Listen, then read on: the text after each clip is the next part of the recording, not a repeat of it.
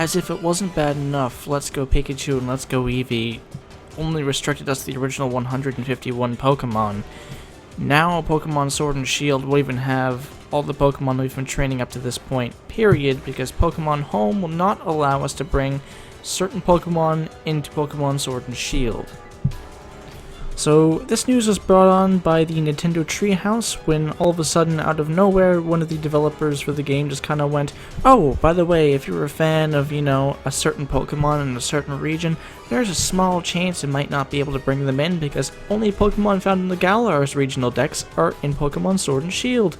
We got rid of the national dex entirely due to the limitations of Pokemon Home." Now look, I'm all for Pokemon Home, I'm all for getting rid of Pokemon Bank and bringing in a lot more dynamic system into carrying our Pokemon from game to game, but come on, I mean seriously? Okay, let me put this into perspective for you. I have had the same Gligar since Generation 3, evolved it in Generation 4, brought it into Generation 5, brought it into X and Y, and then brought it into Sun and Moon. Not being able to bring it over into Sword and Shield? I'm not sure how I feel about that. And I know what Velocify is going to say. "Oh, well then you're not a real Pokemon fan because at least the original 151 get moved over." Well, pal, I'm sorry. The original 151 are over 20 years old. We need to evolve like Pokemon do and get away from Generation 1, which has gotten way too much fan service over the last couple of years. At the same time, if we have a Pokemon from Generation 1 that we love and cherish and want to keep bringing on into the next generation and travel with us on our journey to become a full-fledged trainer, why would we be stopped from doing that by some strange limitation that seems to be set by Nintendo themselves? All I'm saying is that every time Nintendo tries to make something like Pokemon Bank or some kind of transfer system to bring on to the next generation, there's always something that goes wrong with it. Like Pokemon Bank for the longest time used to make you play mini games to get the Pokemon you've already caught back. Why? Now of course I could be misunderstanding things, maybe there is like a legitimate reason why we can't get all 800 plus Pokemon. That is a lot of Pokemon to bring over, and there's certainly balancing issues when you have that many. But the point is you're denying people some of their favorite aspects of the game. Some people have a certain Pokemon they want to bring with them. Some people have a favorite they have, like my personal favorite is Gliscor. It was originally Gligar, and I started with Gen 1, went into Gen 2, 3, 4, and 5 in order. Why am I being, punished for that by these new games? Now, because of this information, I no longer want to use Pokemon Home until I know what the National Dex is. We don't have a comprehensive list of it yet. Cerebi put something out about it, but until we actually know, we have no way of knowing how many Pokemon are going to be in the Galar region. Old Pokemon and current Pokemon included. We know Tyranitar's in, so Generation 2 is in for the most part. We know most of Generation 1 is going to be in, but what about Generations 3, 4, and 5? I don't think we've seen a single Gen 5 Pokemon yet. Actually, a mild correction on that, we saw one Generation 5 Pokemon during the Pokemon Raid event, where we saw a hyped up Hydreigon on the main website during a max raid battle. He was the target Pokemon with his nice big health bar that the trainers were facing off against. My bad. Oh, that sounded really passive aggressive, I'm sorry. I'll maybe edit that in editing, probably not.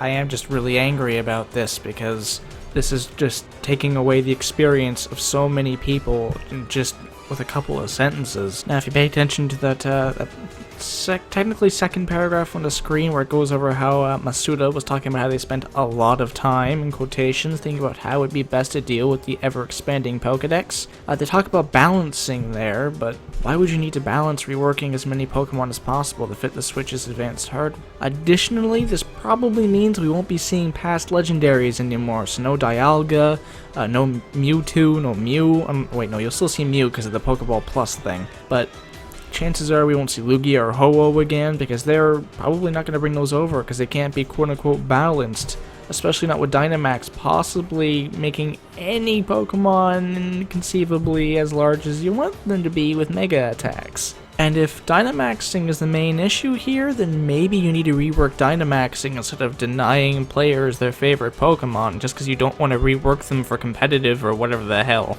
Not everyone's a competitive player, some of us just want the experience of the adventure, you know?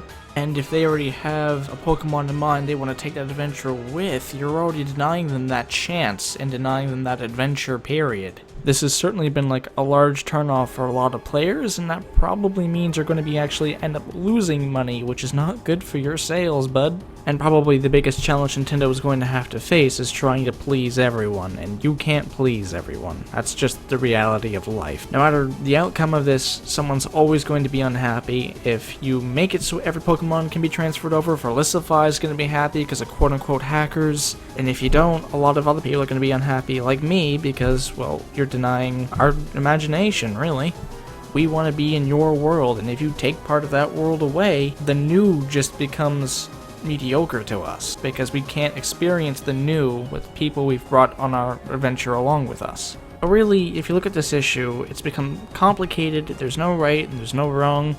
I am angry. At the same time, it is what it is. We can't do anything about it. Kinda knew that ever since we got Let's Go Pikachu and Let's Go Eevee, something was going to happen to the national dex. We will likely be getting all 151 because the models and balancing is all ready to go, thanks to Let's Go. I'm sorry Gen 2, 3, 4, and 5, and possibly 6 fans, you're not gonna get the same treatment. Gen 1 will always be the favorite of Game Freak because it's where they started, and it's where most of our adventures started, even mine. Though to us Gen 4 fans, again, we're getting screwed anyway. Doesn't look like we're going to be getting our remakes anytime soon, because they just don't have anything for us in terms of that.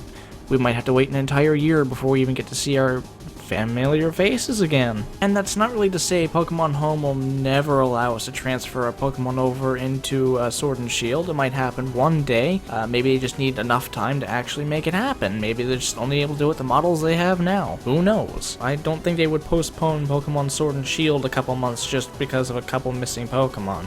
So there is a chance that this was actually one of those ghost announcements which we'll actually retract later on down the line, and we actually will be getting all the Pokemon. It's just going to take time to work through. That is 95% not going to happen, but I remain in that 5% little bit of hope and optimism because I believe in this company.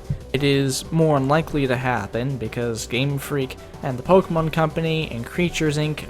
They've been in a downward spiral lately. I've seen some of the designs of the new Pokemon. That new Imp one looks really bland and really boring. I really don't like it, though I like the dog. Yamper. Yamper is cute. Imp and Imp is not. But I do like the direction Sword and Shield is going in. I do like the wild area. I do like a lot of things about it. I just don't like that we won't be able to have our old friends over into the new game because of some quote-unquote limitation where the Pokemon Company doesn't want to go through and quote-unquote balance all these new Pokemon. And yeah, I agree, that would be very annoying, very taxing. You could at least poll the community to see, you know, what ones they want to be over in the new game, though. Like, you have given zero interaction for 3 months with the community about anything, and then you just kind of drop this after a major direct, like a couple days before. I don't know. I don't know why they didn't just say this during the direct. That probably wouldn't have... They still would have gotten the backlash, but it wouldn't have been like the backlash you're getting now, because they mentioned it like an afterthought, like, oh yeah, you're not going to be able to take your friends with you, potentially. Bye! So, because of Pokemon Home, they potentially have to find their Pokemon in a later game and EV train them all over again because they can't transfer them over anymore. What? Honestly, this whole thing is one huge mess and they only have themselves to blame. They should have just been upfront with us instead of having to say this during a treehouse because they had an entire presentation of a direct to actually come forward and be like genuine with us instead of just saying it in passing. And I think that's the thing that angers me the most, is they had 3 months of radio silence, not even acknowledging the game, and when they finally do, they don't even tell us, like, the downside to it, except in a treehouse that likely only some people would even stick around for after an E3 presentation like the one Nintendo gave. The E3 was freaking amazing. I'm absolutely looking forward to Legend of Zelda 2, not so much to the Link's Awakening remake. Luigi's Mansion isn't really my cup of tea.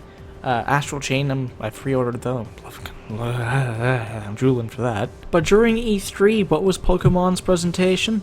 Please stick around for more Pokemon news. We're excited to tell you more about this game. And then we had to wait until the treehouse to learn anything. And what was it? It was gameplay out in the wild area. Loved that. What I didn't love was when that guy just decided to passively say, Oh, and if you're a fan of Pokemon Bank and you are looking forward to Pokemon Home, there is one minor thing we might have forgotten to mention. Only Pokemon in the Galar Dex will actually be transferable into Pokemon Sword and Shield. Now, Game Freak's a company, they do what they think is best, even if we don't agree with it. But at least during the E3 event, during the main event itself, you could have mentioned that was your spotlight, you could have just used that opportunity to bring it up, and you made us wait until the live stream afterwards, probably just to secure more views, because you knew you were going to lose a bunch if you mentioned it during the E3 event, and that is just doing your community dirty.